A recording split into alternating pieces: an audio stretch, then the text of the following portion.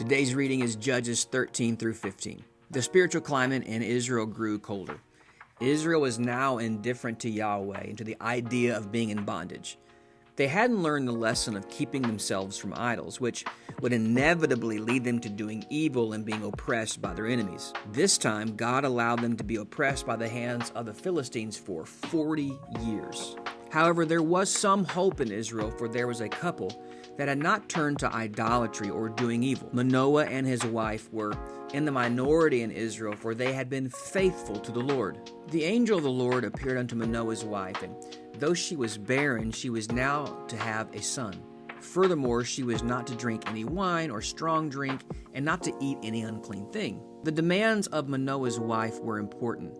The condition of having a son came with the price of keeping herself undefiled. Likewise, modern-day mothers are taught not to drink alcoholic beverages or to indulge in smoking due to the fact that it could harm and addict the baby. But this was not the entire point of the command to Manoah's wife. God's command went beyond the child's health and reached his spirit.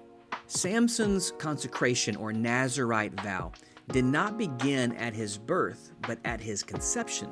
Samson's example of holiness would come from his parents.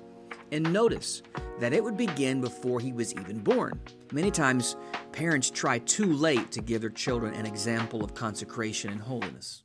Brothers and sisters, the home is the birthplace of holiness.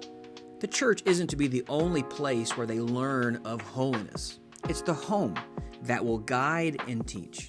I have seen time and time again what a church accomplishes in teaching spiritual principles to a child is often undone in the home. God gave the command first to Samson's mother and then to Samson. How could Samson be holy if he didn't know what holiness looked like? Israel's culture was incapable of teaching Samson because they were doing what was unacceptable to God. If we are to raise holy children, we must be holy ourselves.